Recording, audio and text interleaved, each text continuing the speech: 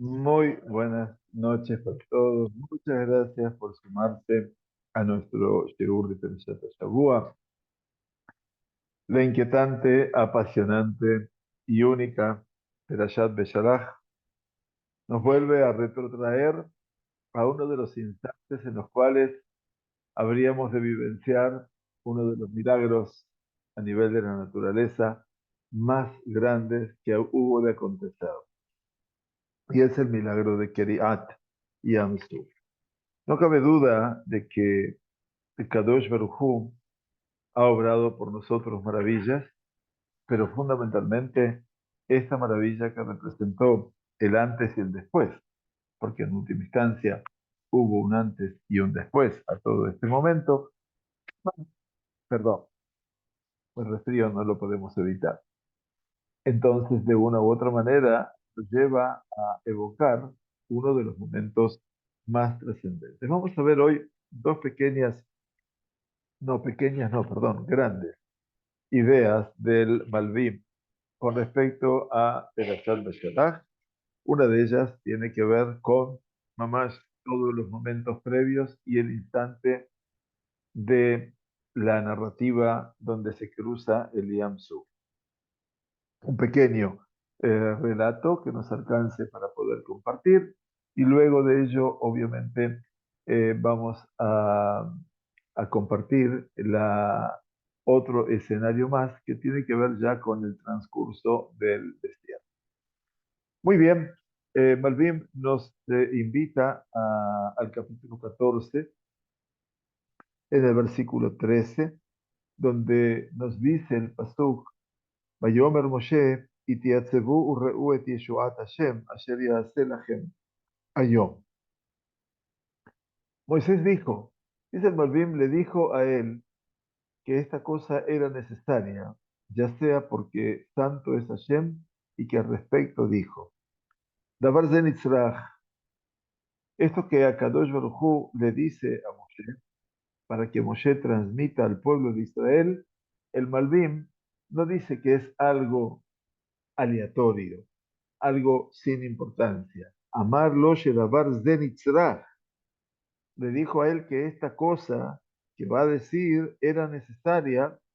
¿Por qué? Im mipenei kiddush Hashem. Ya sea porque se habría de santificar el nombre de Dios. Y entonces dice al respecto, Itiatzevu urre'u et yeshuat Hashem asher yaseh lachem hayom. Moshe Rabbeinu debe hablar con el pueblo y no es casual. Permaneced erguidos y presenciad, y tiatzevu, nitzavim, como la perashá de Nitzavim, y observad y mirad, presenciad la salvación de Hashem, Yeshuat Hashem, la que va a ser para vosotros hoy. Y miren lo que dice el Malvim, Ki ישועה זו גדולה בערכה ובנפלאותיה מכל הישועות והניסים שהיו עד הנה.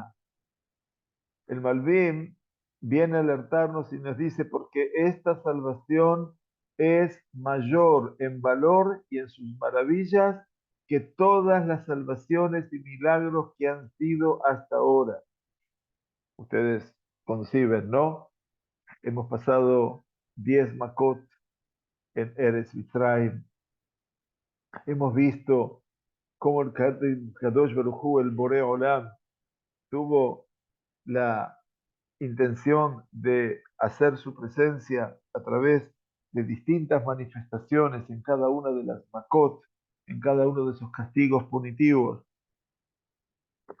Y no solamente Ube Elohehem, quiere decir hacer Shefatim, también hacer juicios punitivos, no solamente al faraón y a sus súbditos y al pueblo de Egipto, que también se habrían sobrelimitado o extralimitado en sus formas de esclavizar al pueblo hebreo, pero fundamentalmente entendemos que aquí nos dice el Malvim, esta salvación es mayor, Erka u Benifleotea, en su valor y en sus maravillas, que todas las salvaciones y milagros que han sido hasta ahora.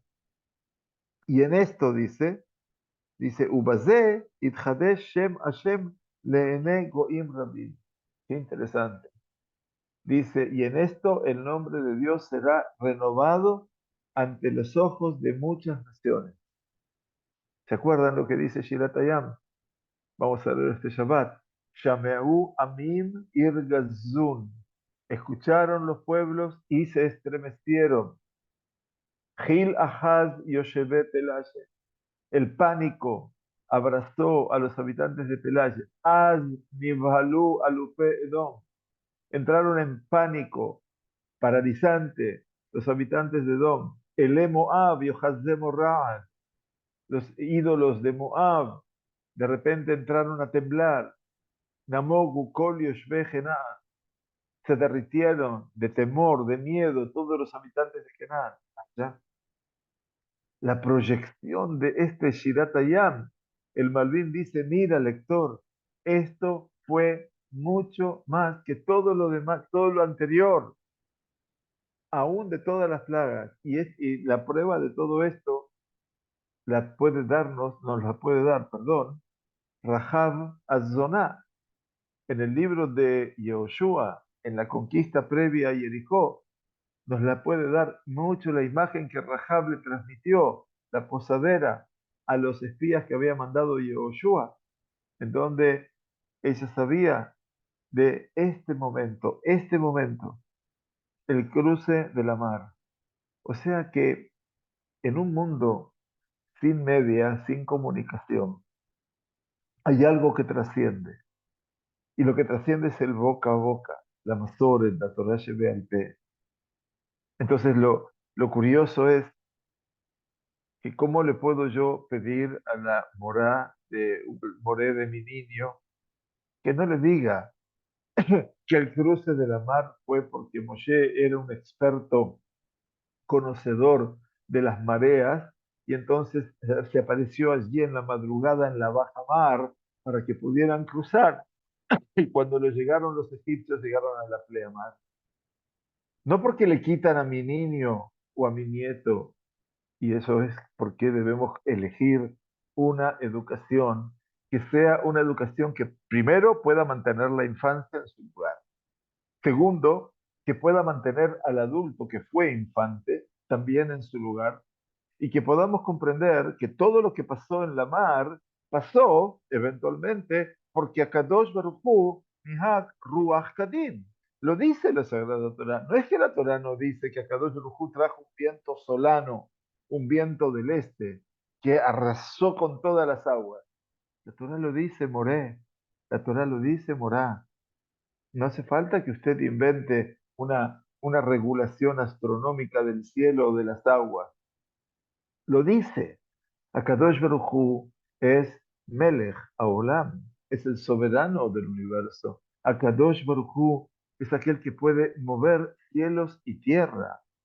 Y Akadosh Baruj Hu, por su palabra, por su voluntad, hace que toda la naturaleza le responda. Esa es la emuná temimá. El cruce del Yam Suf, lo que para el 99% de los que lo leen no lo creen, y buscan infinita cantidad de excusas naturales de la bajamar y de la plamar y que fueron compradas por muchos docentes o por muchas tendencias educativas, también posiciones religiosas, movimientos más modernos en el pensamiento o en la religión judía, que también buscan de la sabiduría, de eh, de la crítica bíblica, de una escuela alemana de Bellhausen, de Julius Bellhausen, para entender que nuestra Sagrada Torah ni siquiera pertenece al cielo. Rabotai, hoy que estamos estudiando Perashat Beshalach, es el momento, les estoy hablando a ustedes, no para que estén de acuerdo conmigo, les estoy hablando a ustedes porque sé que todos piensan en esa dirección y que no van a confundirse ya el día de mañana, pero algunos que no están aquí en Israel, que acá pueden elegir una elección, una educación de maravilla, Y en las diásporas, esa educación de maravillas también está. Pero a veces esa educación de maravillas está cercenada porque hay mucha oferta escolar. Y a veces no nos reciben en las escuelas que nosotros quisiéramos que nuestros hijos estudien. Y aparte, a veces los docentes, no hace falta que sean rabinos o esposas de rabinos, pero hace falta de que sepan muy bien transmitir lo que es una emuná temimá, una fe simple. Nos están robando, les están robando a nuestros niños esa fe simple. Les están robando aquello con lo cual el niño puede soñar y puede imaginar y decirle a Kadosh Baruj Hu en la mañana, Magad de Luma, Hashem, cuán grandes son tus obras, Hashem. Créanme que a veces todo ese escenario es un escenario que, además de doler, también preocupa. Y en última instancia, lo que debemos entender es que tenemos que hacer un esfuerzo, pero un esfuerzo grande, por capaz de comprender no lo increíble, sino miren lo que dice el Malvim. Dice, esta cosa era necesaria, ya sea porque santo es Hashem, por la santidad de Hashem, y que al respecto dijo, y te atzebu reu et yeshuat Hashem, asher yaseh lachem ayom. Dice, porque esta salvación, vean ustedes lo que dice, la salvación que estamos hablando en el mar, es mayor y en sus maravillas que todas las salvaciones y milagros que han sido hasta ahora. Y en esto el nombre de Dios será renovado ante los ojos de muchas naciones. Y yo creo que hoy por hoy tiene que ser renovado ante nuestros propios ojos. Y así también por vuestra necesidad. Ve'im mipnei tzorjejem. Dice, ¿por qué? ¿Cuál es la necesidad del pueblo judío? El pueblo judío tiene que abrazar esa fe en Dios, tiene que creer en ese creador, pero hay algo más. Dice su propia necesidad. ¿Cuál es la necesidad del pueblo judío? Algo que es fantástico. Pues como habéis visto a los egipcios hoy, dice, que ayer reitem et Mitzrayim hayom es de Dios. ¿Saben por qué? Los van a ver para que no los vuelvas a ver nunca jamás. Ya que si no hubiera habido el milagro de la división del Mar Rojo, dije el Malvim, los egipcios los hubieran estado persiguiendo en todo momento. Y también Israel hubieran estado decididos a regresar a Egipto en cada circunstancia. Y debido a su derrota y hundimiento, así como su pérdida en la mar, ya no se atrevieron a venir sobre ellos, a atacarlos, y el pueblo de Israel, y esto es lo fundamental que dice el Malvim, de Israel nifredu meitam ad olam. Y el pueblo de Israel logró separarse de los egipcios hasta para siempre. Y yo creo que esto es el escenario fundacional de lo que enseña el Malvim. Shirat Hayam es maravillosa, pero la interpretación previa que hace el Malvim es fantástico. Porque esto de que Akadosh Baruj Hu nos dice que ayer reitem et Mitzrayim hayom, como lo habéis visto a los egipcios hoy, no los veréis nunca más. ¿Qué significa? Nunca más. Dice, pero ¿cómo? Shelomo Amelech se casó con la hija del faraón, me van a decir, tiene razón. Pero ¿cómo? Grandes reyes, tanto del reinado del norte de Israel como del reinado del sur de Judá, pactaron con los egipcios para salvarse de Asiria o de los arameos, y en su momento también Sitkiau de las huestes de Nabucodonosor, el peor error táctico que podía haber hecho Sitkiau, el último rey de Judá. Pero no se refiere a eso. Kadosh Baruj Hu está diciendo aquí, y dice el Malvim en otro espacio, como habéis visto a los egipcios, no los habréis de ver nunca más. ¿Cómo los mirábamos a los egipcios? Explica el Midrash como el esclavo, encorvado, agachado, mirando con la cabeza desde abajo al Señor desde arriba. Así no los vas a ver nunca más. Vamos a vernos de igual a igual. Vamos a vernos no como amo y señor y súbdito. Am Israel, que nace en la libertad, nace para no volver a doblegarse.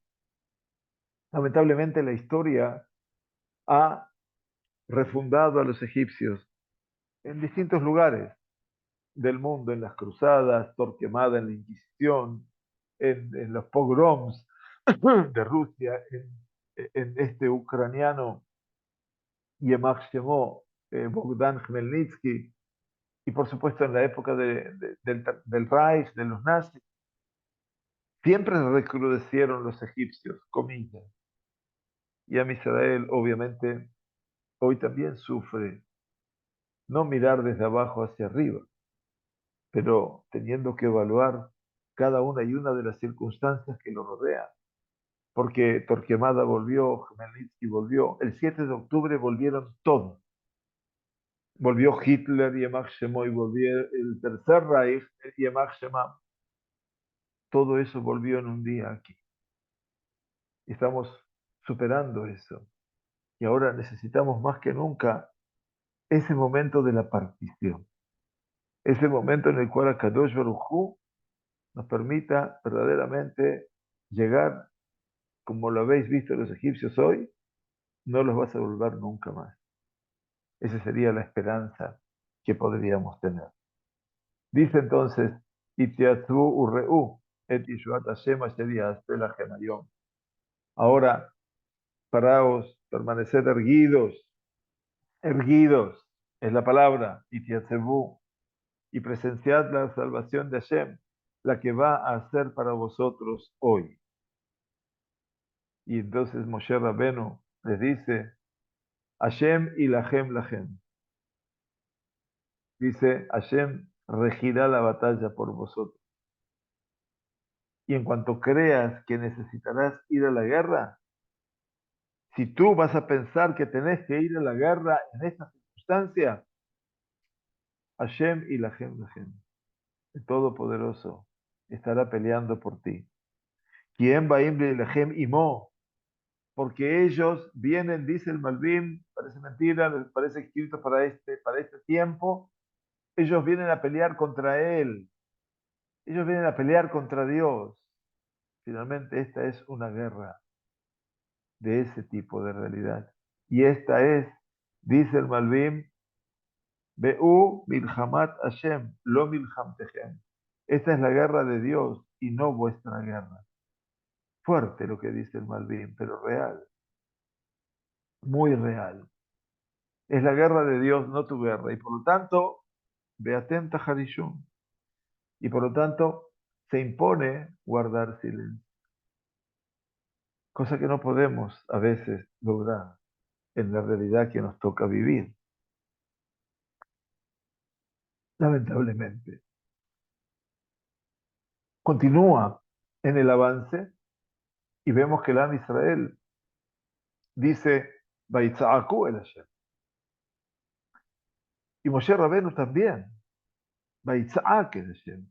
Y entonces el Kadosh Baruj Hu le dice a Moshe, Ma titzaak elai. ¿Por qué clamas hacia mí? El Malvim, siguiendo también la lectura de Rashi y de nuestro Jajamim, dice el concepto de tzeaka, titzaak, refiere a la plegaria. Kadosh Baruj Hu le dice a Moshe en ese momento de incertidumbres, frente al mar, detrás de los egipcios, la muerte en ciernes, no necesitas hacerte filar, porque el milagro y la salvación están preparados y preservados. Arujá Ushmurá, la Yeshua ya está. Solo que Israel necesita un mérito. Israel necesita un mérito. Miren qué interesante. Rak Shesarich le Israel Zehut. ¿Por qué? Porque el Midat Adin, el atributo de la justicia, los está acusando. ¿Quién es el atributo de la justicia? Entonces, el Malvim dice, no es momento de hacerte filar. Necesitamos méritos. ¿Y cuál es el mérito? Porque el atributo de la justicia los está acusando. ¿Qué está pasando allí arriba? En el momento en el cual los Yehudim, los hebreos, se están aproximando a la mar y los egipcios los vienen persiguiendo. Y de repente pasamos por la mar y nos salvamos y los egipcios se hunden. Y los Midat Adin, los ángeles ministeriales, dice, ¿por qué tanta injusticia en el mundo? Estos son idólatras, los egipcios, y estos otros también son idólatras, el pueblo de Israel. Increíble, pero real. En el cielo, la corte de tribunal, la corte de la justicia, los ángeles ministeriales no simpatizan mucho con nosotros. Y nos dicen, y tenían razón, ¿qué diferencia hay entre unos y otros? Si los dos son ídolos. Y por eso Kadosh Baruj Hu necesita que Am Israel haga un mérito para poder quebrar el Midat Adin. A veces sentimos que tenemos sobre nuestras vidas algo que se cierne sobre nosotros y que es a veces ¿por qué tanto rigor? Nos preguntamos. ¿Por qué tanto desamparo? Nos preguntamos. Ok, la situación y la solución es, habla a los hijos de Israel y que partan. Daber el Bene Israel beisaon. Ahí está el mérito. Dice el Malvin que se dirijan a las entrañas del mar y allí verán su fe y confianza en Dios y gracias a esto se establecerá el milagro. Ubishut ze, dice el Malvin, anoses nes leitnoset. Él utiliza aquí un recurso del hebreo muy bonito. Nes es un milagro, pero Nes significa bandera, estandarte. Es que en el momento que el pueblo de Israel se va a hundir, van a ingresar a las entrañas de la mar, en ese momento subirá el estandarte. Ese es el milagro, aquello que transformará la existencia del pueblo hebreo eventualmente en una existencia verdaderamente significativa, creo yo. Y entonces, obviamente, no hay incertidumbre. Lo que tenemos aquí simplemente es la fuerza de lo que es de la emuná. Si hablé de algo en algún momento desde el comienzo de nuestro shebur, fue de emuná. Y de esa emuná que tiene que ser una emuná temibá, una emuná simple, no compleja. No, no deberíamos hablar de complejidad en la emuná. Debemos de ser personas que tengamos a veces esas creencias simples. No hay como la emuná simple. Una emuná que no se puede cuantificar, que no es tan solo una cuestión personal, sino que aquí vamos a ver cómo toda una nación, cuando vieron todo ese escenario, vaya aminu ba Hashem u Moshe abdo. Y entonces entramos aquí a un capítulo, al versículo 16.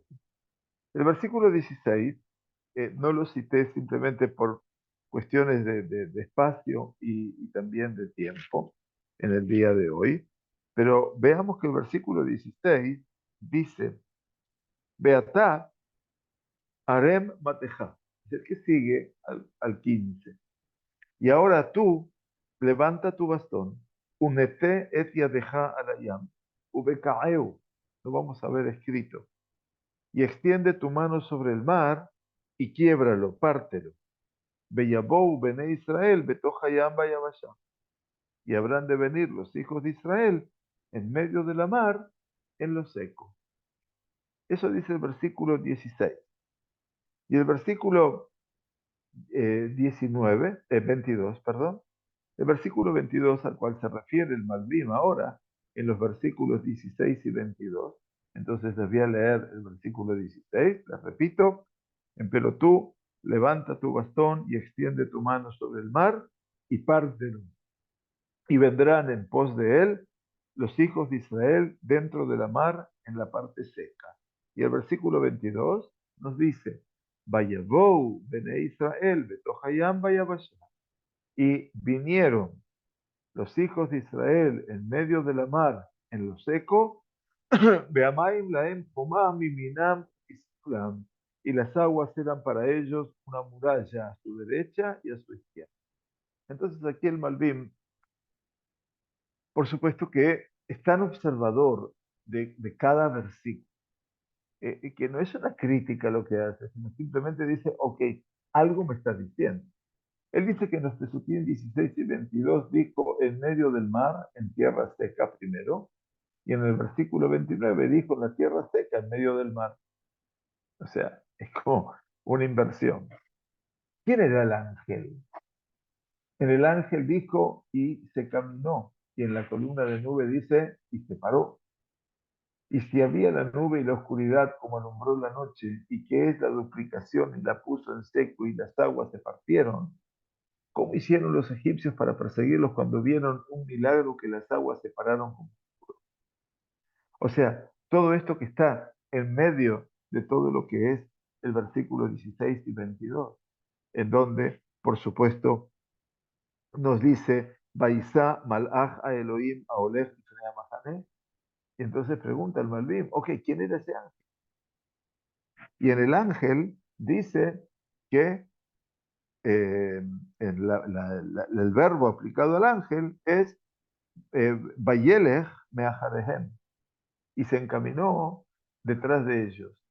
Mientras que en la columna de nubes dice Vayahamón, y se paró. Y si había tanta nube y oscuridad, ¿cómo alumbró la noche? Vayae de Talaila. ¿Y qué es la duplicación? Y la puso en seco y las aguas se partieron. ¿Por qué se vuelve a repetir? ¿Cómo hicieron los egipcios para perseguirlos? Eventualmente, Bayirdo Fajarehem, como dice el pasuk en el avance, perdón, cuando vieron un milagro que las aguas se pararon como un... ¿Y cuál era el reflejo? Vayashkef, que dice la Sagrada Torá en algún momento en nuestro recorrido. Vayashkef se reflejó. Vayashkef Hashem el Mahanem Traim de Amut Esh Beanan. Dice, cuál era el reflejo de la columna de fuego y de nube? ¿Y cómo descendieron al mar? Y se sabe que el abismo era muy profundo. Dice, ¿cómo descendieron al mar? El abismo era más profundo que el mar. En realidad debería haber dicho y descendieron dentro del mar y no y vinieron. Vaya, ¿y cuál es el sentido de la duplicación? Porque dice dos veces, para que vuelvan las aguas sobre los egipcios, y sacudió a Hashem a los egipcios en medio del mar. Volvieron las aguas y los cubrieron. Ya que todo esto es un mismo tema, solo que se vuelve a repetir. ¿Y por qué nos vuelve a decir? Empero los hijos de Israel anduvieron por lo seco en medio de la mar. Bien, ¿qué hace el Malvim? Tomó estos 6, 7 pesukim, del 16 al 22, que les ruego, por favor, prestar atención a ellos en la lectura de Shabbat y vean las preguntas del Malvim. Dice, tenemos mucha duplicación, mucha reiteración. Y aparte tenemos escenarios que son difíciles de comprender porque no se puede entender, eventualmente, cómo es que pudieron seguirlos y perseguirlos si no había alternativas de esa persecución aparentemente. El versículo 16 empezaba diciendo, Beatá Arem Mateja. ¿Qué significa? Y tú eleva tu bastón. El pasuk dice, y tú eleva tu bastón. Y después que dice, unte et yadeja, y extiende tu mano. Entonces, ¿el bastón o la mano? Porque tenía que extender su mano sobre el mar. Todos me dirán, entonces, que el bastón estaba en la mano y extendió la mano junto con el bastón. Es lo que da para entender. Pero Malvin entiende otra realidad. Yo pensaba como ustedes también. Según Hazal, quiere decir, debería quitarse el bastón. O sea, no utilizar el bastón en este momento. Y él dice, yo ya lo he explicado extensivamente más arriba, extensamente más arriba. Porque no quería ir a una misión hasta que envió a Aarón con él. Recuerda el Malvim que todo esto, ¿cuándo pasó? Que Moshe Rabbenu no quería ir a la misión que Dios le había dado hasta que le dijo a Aarón Ajija, que Aarón tu hermano irá con él. Y en ese momento Kadosh Baruj Hu le dijo a Moshe, Beeta Matea Zet y Kahber, y este bastón tomarás en tu mano. Entonces dice, al Yedei Ze, Ayu Ombrim, Shtarich Lichli Beemsai Shebekojo Yif'al. Miren qué interesante. Entonces dice, entonces no era la fuerza de lo que él tenía fe. Primero tenía que ir con alguien. Segundo, dice, tomará su bastón. Decían entonces que necesitaba de un instrumento y un medio para actuar por medio de él. Entonces, aparentemente, para todo lo que pasó en Mitzrayim, se necesitaba del maté. Pero ahora es un momento diferente. Abal de Kiriat Yamsuf dice, pero en la partición de las aguas del mar está escrito, está dicho, Molí, Leyamin, Moshe, Zeroa y Fartó, que conducía la derecha de Moisés el brazo de su gloria, el brazo de la gloria del Boreolam, que estaba revestido el brazo de Hashem en el brazo de Moisés y por lo tanto no requería de bastón alguno. Esto es trascendente. En este momento es la mano, Zeroa Kodesho, así dice el Malvim, Bizro'o Shel Moshe. Zeroa Hashem Bizro'o Shel Moshe. Ven Sarich Mate. Y por lo tanto, no se necesitaba el Mate. Por eso le dijo solamente, Nete et Yadeja el Ayam. Le dijo, Nete et Yadeja al Ayam, perdón, Ubkaeu. Nete Yadeja al Ayam Ubkaeu. Solo se necesita la mano. Quiere decir, Yemin Hashem Romema, Yemin Hashem Osahai. Como cantamos en el Alel, recuerda. Esa mano derecha de Kadosh Baruj Hu es Zeroa Kocho, es el brazo de su santidad. Ahora está revistiendo ese brazo en el brazo de Moshe. Ahí es cuando confluye la emuná total. Vaideu Aham et Hashem, Vayaminu Hashem, Moshe Abdo. ¿Me entienden ustedes? Y entonces Vairu pudieron ver, Vaideu, y pudieron temer. Aham et Hashem, Vayaminu Hashem, Moshe Abdo. Esa concepción del mirar y del temer. Por eso está el verbo en esa doble conjunción. Es que ellos están viendo algo que en última instancia representa la verdadera fuerza. Neteya deja alayam ubkaeu, dice. Y aquí en el asunto de este milagro, los sabios en el Abot de Rabbi Natán pensaron en 10 milagros que fueron realizados en el mar. ¿Por qué en 10 milagros? Obviamente, si estamos hablando de que Ketiv está escrito, Molich le Yamin Moshe, Zeroat y Fartó, dice que en ese momento se revistió la gloria de Hashem en la mano de Moshe, Bizro'o shel Moshe, entonces Yadeja alayam ubekaeu, y entonces dijeron aquí, 10 milagros acontecieron sobre el mar. Las manos de Moshe son dos, y por lo tanto, extender las manos ya representa extender de Tetia, deja tu mano. Y si la mano de Dios está con la mano de Moshe, el Abot de Rabbi Natán duplica esos dedos de la mano de Moshe, no de sus manos, sino de su mano. Yad deja, y cuando hablamos de Yad, estamos hablando de Yad Yamin. Eventualmente,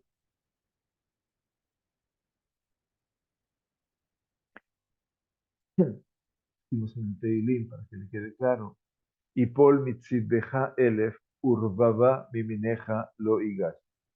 Teilim 90, hermoso Teilim, Yosef Beseter Ailion, aquel que habita en lo oculto, en lo entrañable de Dios. Y Pol mitzideja elef, caerán 1000 mitzideja. ¿Qué es el tzideja? De tu lado. ¿Y entonces tu lado qué es? No sabemos. ¿Cómo termina el pasuk? Urbaba mi mineja lo igas. Y 10.000 mi yemineja, a tu derecha, no se acercarán. Urbaba mi mineja lo igas. Por lo tanto, si 10.000 a tu derecha, 1000 a tu lado son la izquierda. La derecha representa ese concepto Yemin Hashem, Osahai, Yemin Hashem, Rumemá.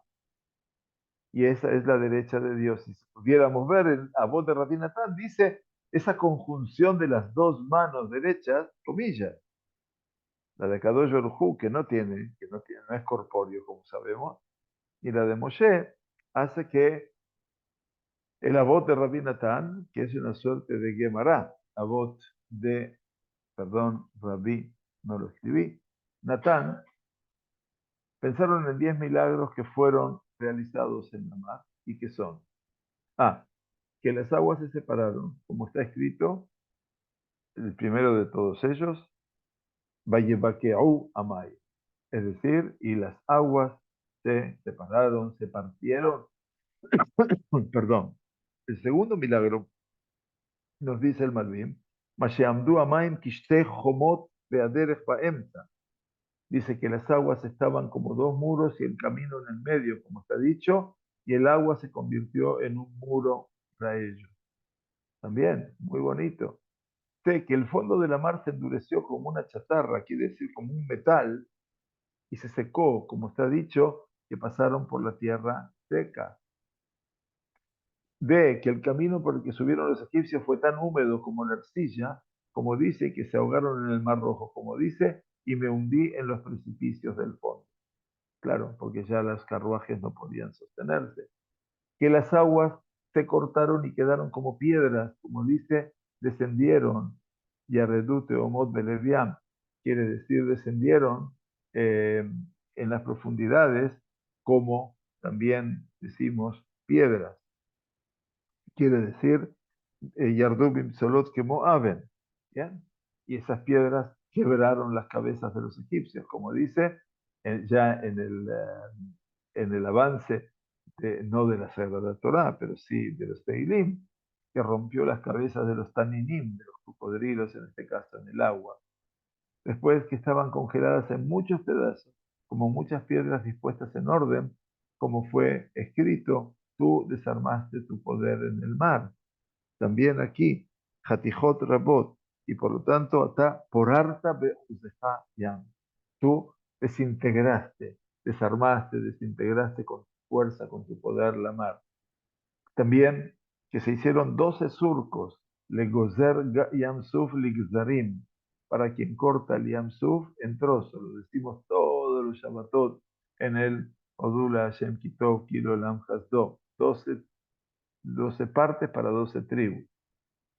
Y a su vez, la anteúltima de los milagros, que los surcos eran claros y brillantes como el cristal para que pudieran verse unas a otras las tribus cuando iban cruzando por el medio de la mar, y que le sacó agua dulce del agua salada y quedaron como agua líquida sostenida para que pudieran beber, que después del agua dulce fue derramada, regresaron las aguas y se volvieron a endurecer. De una u otra manera, dice, obviamente, que los abismos obviamente eh, estuvieron presentes todo el tiempo. Y entonces, obviamente, no cabe ninguna duda de que el, eh, el escenario de, de nuestro encuentro tiene que ver con un milagro realmente único, que es el milagro del cruce del Yam Suf. Y un último detalle que no lo tengo para compartir, pero sí compartir desde el punto de vista de su lectura. Hacia el final, ya cuando estamos en el desierto,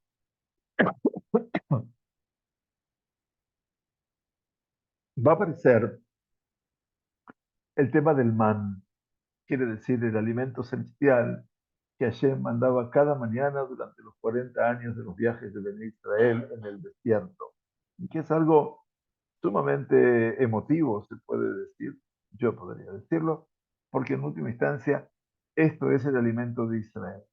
La Sagrada Torá describe en Perashat de Shalach al man como algo parecido a Zera Gad Lavan, una semilla de cilantro blanco, y con un sabor parecido, dice la Torá, a Tzapijit Bidbar, quiere decir una suerte de pastelito frito con miel. Esa es la descripción de Perashat de Shalach. Pero en Sefer Bemidbar, vamos a estudiar, encontramos una descripción diferente. Y así se dice que el man tenía la apariencia de Bedolach, como de cristal, y sabía a Leshad Hashemen, como un producto frito en aceite. Entonces hay como dos lecturas completamente diferentes de esto. Y el Malbim, no tengo el texto aquí para ponérselos, pero es muy bonito. El Malbim dice, eh, eh, nos trae un enfoque realmente creativo para reconciliar estas descripciones aparentemente contradictorias, señalando que aquí en Perashat de Shalach la Torá describe la apariencia y el sabor del man solo después de relatar que no cayó en Shabbat. Sabían que el man no caía en Shabbat. La Torá dice que una porción doble caía el viernes, y mientras que el man sobrante normalmente se pudría durante la noche, la porción adicional que se proporcionaba el viernes permanecía fresca durante el Shabbat, o sea que no se echaba a perder.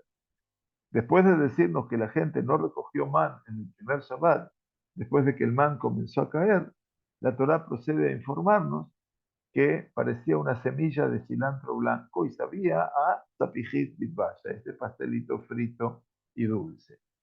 Por lo tanto, Malvin sugiere audazmente que la Torá aquí en Perashat Beshalach habla específicamente del man que cayó en Shabbat, que difería del man de los días laborables. El man que cayó durante la semana no tenía color, era transparente como el cristal, la fuente de Bemidbar, y sabía como un simple plato frito, como una sofganía, vamos a suponer.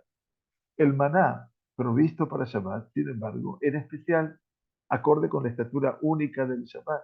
Era de color blanco puro y tenía un sabor especialmente dulce como tzapijit bitvash, así lo dice la Torá, para que Bene Israel no solo se alimentaran en Shabbat, sino que lo experimentaran como un día especial de deleite y de disfrute.